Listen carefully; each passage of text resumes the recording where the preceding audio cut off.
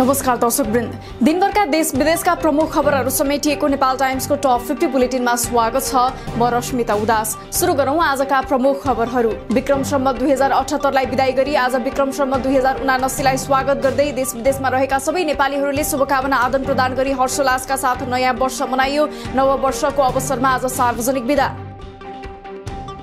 नयाँ वर्षको अवसरमा पशुपतिनाथ मन्दिरमा भक्तजनहरूको घुइँचो। भक्तजनको भिड बढेपछि पशुपतिका चारवटै ढोका खुला गरिएको पशुपति क्षेत्र विकास कोषको भनाई।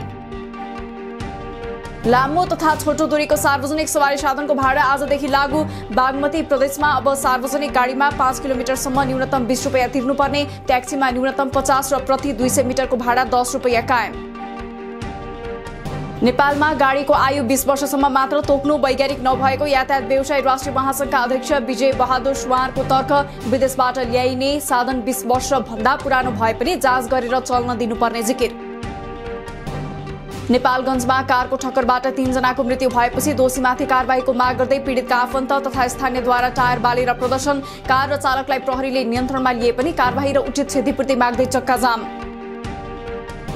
संविधान दिवस 2078 का अवसरमा करिब 500 जनालाई घोषणा गरिएका विभूषण राष्ट्रपति विद्यादेवी भण्डारीद्वारा आज प्रदान। नेपाल रत्न मान पदवी पूर्व प्रधानमन्त्री स्वर्गीय कृष्णप्रसाद भट्टराई, राष्ट्र गौरव मन्त्री परिषदका पूर्व अध्यक्ष स्वर्गीय सुवर्ण शमशेर राणा र पूर्व प्रधानमन्त्री झलनाथ खनाललाई। एमाले अध्यक्ष तथा पूर्व प्रधानमन्त्री केपी शर्मा ओली स्काउटको मेधावी पदकबाट विभूषित। ओलीले नेपाल स्काउटलाई 7 प्रदेश र सबै स्थानीय तहमा पुर्याउन संरक्षकको हैसियतले अतुलनीय योगदान गरेको उल्लेख। स्थानीय निर्वाचनका सम्बन्धमा संशय व्यक्त गर्ने अभिव्यक्तिहरू नदिन राजनीतिक दलका नेता तथा कार्यकर्ताहरूलाई निर्वाचन आयोगको आग्रह। निर्धारित समयमै निर्वाचन गर्न तयारीहरू तीव्रताका साथ अन्तिम चरणमा पुगेको अवस्थामा आएका अभिव्यक्तिहरूप्रति आयोगको ध्यानाकर्षण। आगामी स्थानीय निर्वाचनका लागि आवश्यक 1,94,00,000 थान मतपत्र मध्ये आजसम्म 39 जिल्लाको 70,33,000 थान मतपत्र छपाई सम्पन्न। हाल दैनिक 8 लाख थान मतपत्र छपाई हुँदै। केन्द्रदेखि गाउँसम्म विभाजित भएर चुनावमा जाने छुट नभएको कांग्रेस नेता डाक्टर शेखर कोइरालाको दाबी। विरोधीहरू बलिया र संगठित रहेको भन्दै कांग्रेस पनि विभाजित हुन नहुने तर्क। गठबन्धनले देशलाई संकटमा धकेलेको र ताजा जनादेश शब्दले गठबन्धनको सातो जाने गरेको एमाले अध्यक्ष केपी शर्मा ओलीको तर्क।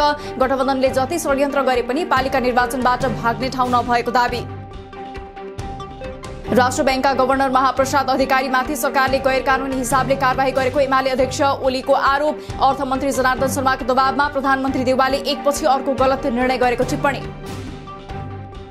एमालेले राप्रपा नेपाल र नेपाल परिवार दलसँग चुनावी तालमेलको सहमति गर्दै सूर्य चिन्हमा उम्मेद्वार उठाउन गरेको सहमतिमा भीम रावलको आपत्ति। सहमतिमा सूर्य चिन्ह लिएर चुनावमा उठ्ने राप्रपाका उम्मेद्वार चुनावपछि राप्रपा नेपालमै आबद्ध हुने उल्लेख। ठूला राजनीतिक पार्टीहरूले देशलाई असफल राष्ट्रको बाटोमा धकेलिरहेको राप्रपा अध्यक्ष राजेन्द्र लिङदेनको तर्क। राप्रपा देशलाई असफल राष्ट्र बन्न नदिन क्रियाशील रहेको उल्लेख। भ्रष्टाचार विरोधीहरू आफ्नो पार्टीमा जोडिँदै गएको दाबी। नयाँ वर्ष 2079 देशको राजनीतिक इतिहासमा महत्वपूर्ण वर्ष हुने एकीकृत समाजवादी अध्यक्ष माधव नेपालको भनाई। समाजवादी आन्दोलन सफल बनाउन सम्पूर्ण देशवासीको निरन्तर साथ रहनेमा विश्वास व्यक्त। एमालेले प्रमुख जितेको काठमाडौँको स्थानीय तह आफूहरूलाई चाहिने सत्ता गठबन्धनमा माओवादी र एकीकृत समाजवादीको दाबी। यद्यपि आफूहरूलाई पोखराको नेतृत्व दिए काठमाडौँलाई छाड्न सक्ने तर्क। एमालेभित्र धेरै नेता इमानदार रहेको तर नेतृत्वको बन्दी भएको प्रचण्डको आरोप। एमालेसँग एकीकरण गर्दा 60% भाग आफूहरूले पाएको भए पार्टी नफुट्ने दाबी। पूर्व माओवादीहरूबीच ध्रुवीकरण आवश्यक रहेको तर त्यो मात्रै पर्याप्त नहुने जिकिर। विप्लव नेतृत्वको नेकपाका नेता हेमन्त प्रकाश ओली र धर्मेन्द्र बास्तोलाद्वारा माओवादी अध्यक्ष प्रचण्डसँग भेटघाट। ओली र बास्तोला दुवै स्थानीय चुनावमा जान नहुने पक्षमा एकताबारे छलफल गरे पनि पुनः माओवादीमै फर्किन लाज मानेको प्रचण्डको भनाई। गठबन्धन र निर्वाचन अघि भएको तालमेल नेपालको राजनीतिक संस्कृतिको लागि हितकर नभएको कांग्रेस महामन्त्री गगन थापाको दाबी। गठबन्धनले कांग्रेसलाई मात्र नभई अन्य दलहरूलाई पनि राम्रो नगर्ने तर्क। विराटनगर महानगरको मेयरमा सत्तारूढ गठबन्धनभित्र कांग्रेस र जसपाको दाबी। माओवादी केन्द्रको इच्छा उपमेयरमा तालमेलमा सहमति जुटाउन गठबन्धनमा रहेका दलहरूद्वारा मोरङमा कार्यदल गठन।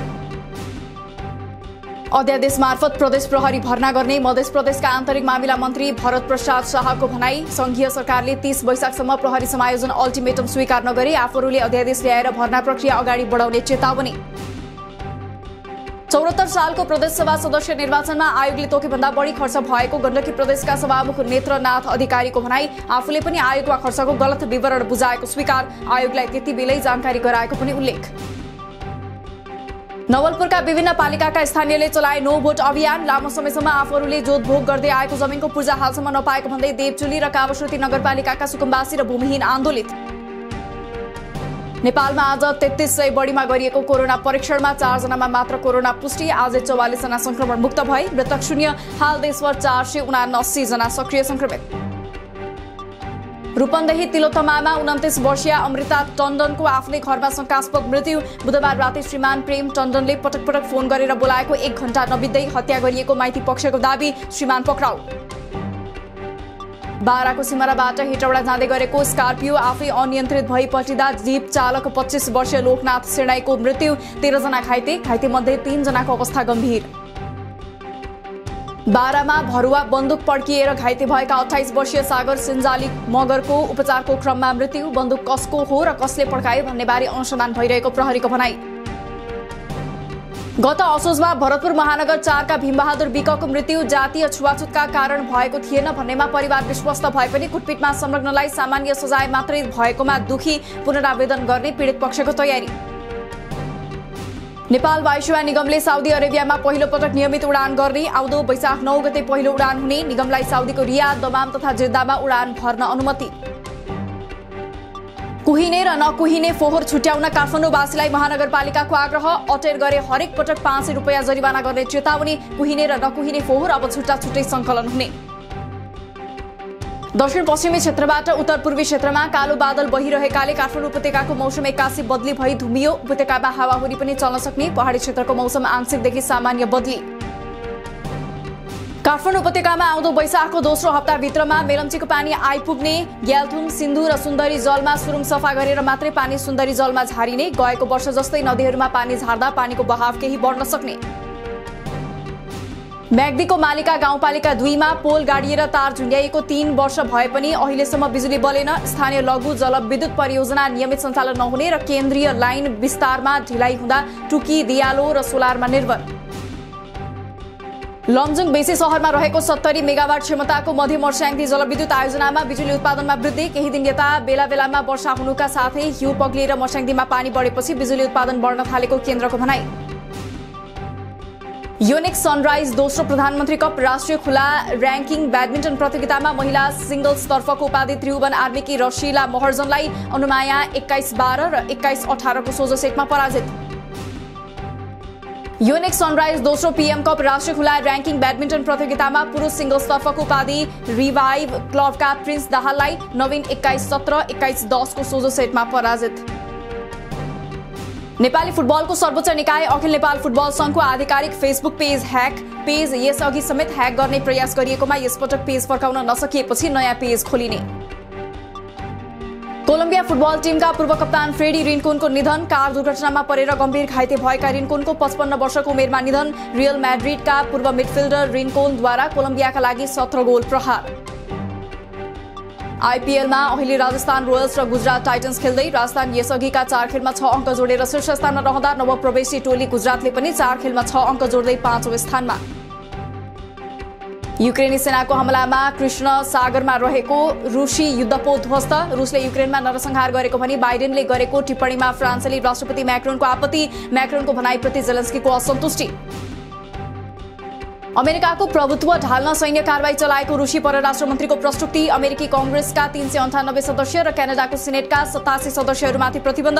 किएभमा रहेको युक्रेनी कमान्ड सेन्टरमा आक्रमण गर्ने रुसको धम्की।